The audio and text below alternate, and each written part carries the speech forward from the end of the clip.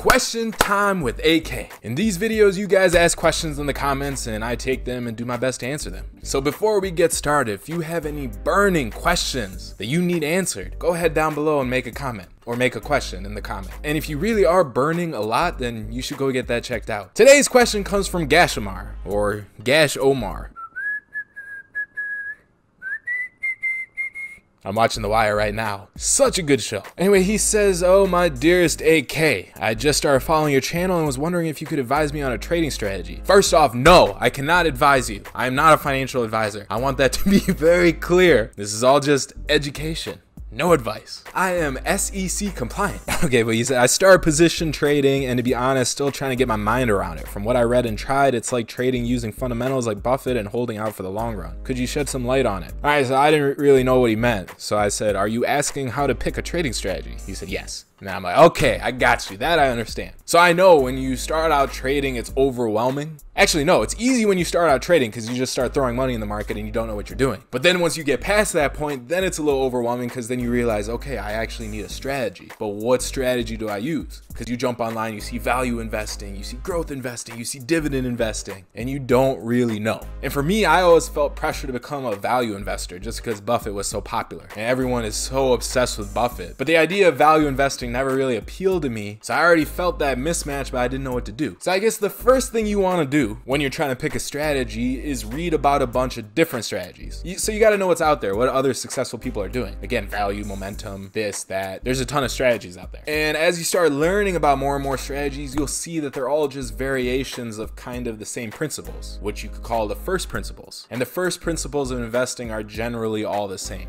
regardless of your strategy. So the next step you want to do is pick one of those strategies once you got a nice little overview of all of them and dig a little deeper. And the best way to dig deeper is to find a book of a person who is already successful with that strategy. And hopefully in that book, they'll write down a step-by-step process of how they did it or the rules of their investment strategy. Now for me, I was invested in growth stocks and growth investing. And the best book there is on that is How to Make Money in Stocks by William O'Neill. And I'll put a link to this book down in the description. It's going to be an affiliate link too, so I can make like 3 cents or whatever. But anyway, this is the guy who created Investor's Business Daily, really successful investor. And in this book, he basically gives you all the steps of how to execute a basic growth stock strategy. And I know the name is a little corny and it doesn't seem like it would work, but this guy is a market wizard. And it's actually funny because once you read what's inside this book, you'll look at other professional investor strategies and see that they are completely based off this guy's strategy. For example, Mark Minervini, you might have heard of him too, another market wizard. His strategy is exactly like William O'Neill's. It's slightly tweaked, but it's the same concepts. There's another guy profiled in Market Wizards who did the same thing, same strategy again. And this book right here, How to Make Money in Stocks, is detailed. Like it'll give you strategy points like look for stocks that have year-over-year revenue growth of at least double digits. Look for the same thing in income, look for margins of this much, look for this type of chart pattern. It just does a great job of giving you an overview of how to combine fundamental and technical analysis into a growth stock investing strategy. Another guy who took this strategy is Jesse Stein, who did turn 46,000 into 6.8 million in 28 months using that same strategy. Well, it's not the exact same strategy because what happens is that each one of these guys, they use that strategy as a base and then they start morphing it into something that fits with their personality. So Jesse Stein, he took William O'Neill's strategy and applied it to small and micro caps. And his strategy is like super volatile, but that volatility is what enabled him to make those crazy returns. Even Dan Zanger, who's the world record holder with the largest returns in a single year, is something like 11,000 or something, I forgot the number. But him too just took that base O'Neill strategy and then changed it into something that worked better for him. And all these guys are super successful. That's why it seems weird that you could just pick up a book and become an ultimate investor, but you literally can. That's what a lot of these professionals did. So in my case, I took How to Make Money in Stocks and I morphed it too to fit my style. So for example, I didn't like O'Neill's rule about cutting a stock as soon as it drops 8%. I thought 8% was kind of arbitrary and I rather put my stops at a technical level. So that was one change I made. I didn't like his position sizing model too much, so I applied my own position sizing model. And eventually, after using that strategy for a while, more morphing it into something that was better for me, I got more and more familiar with the first principles of what the strategy is really doing. And really, all a growth strategy is doing is using fundamental and technical and even sentiment analysis to discover high momentum stocks, because a growth stock obviously has a lot of momentum. So eventually I figured out, I'm like, why am I trying to do all this work? Because it is a lot of work. Fundamental analysis, technical, sentiment, putting it all together. I thought, why not just analyze the momentum from a purely mathematical standpoint? So do a regression analysis on the stock and get your top 5 stocks in the Nasdaq that way. And that's exactly what the Nasdaq AllStars, that strategy I always tell you about, that's what it does. And using the Nasdaq AllStars helped fix a lot of the problems I had using O'Neill's strategy. Because my personal problems when trading, because I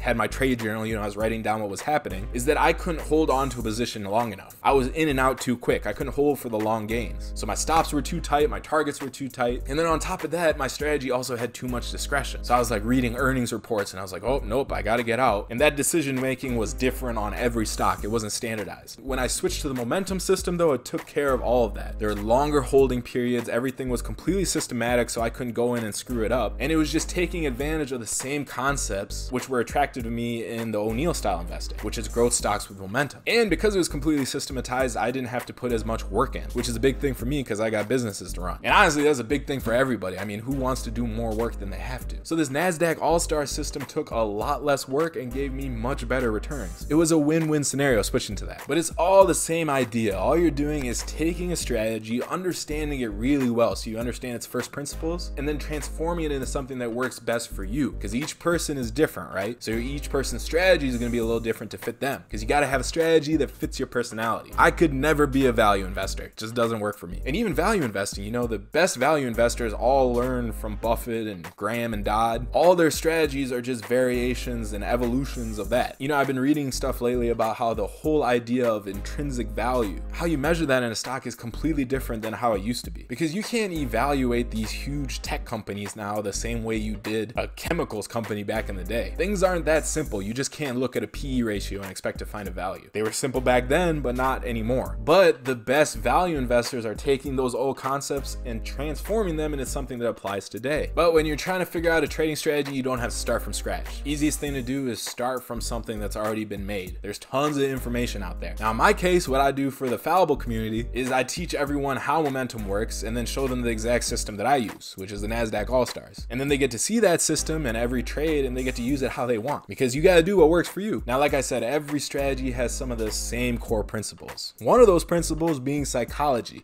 You got to be able to manage your psychology, otherwise any strategy you're using is not going to work. And if you need help managing your psychology, check out my FOMO trading guide. It will teach you how to get rid of feelings like FOMO that screw you up in the market. It's got a list of tips and tricks you can use to control your emotions. Just click the link in this video or down below, go to that page, enter your email so I know where to send this free guide. And if you like this video, smash like to signify that you liked it. And also make some more questions down below. I'll keep collecting them and I'll go over them eventually. Hopefully this helped Omar. What a badass. And of course, subscribe to this channel if you haven't already and hit that bell so you get an email notification when the next videos come out. We publish every single day now. So subscribe so you can make sure to come back and hang out with us every day. It's a lot of fun, I promise. So subscribe and I will see you tomorrow. Stay fallible out there. Bye.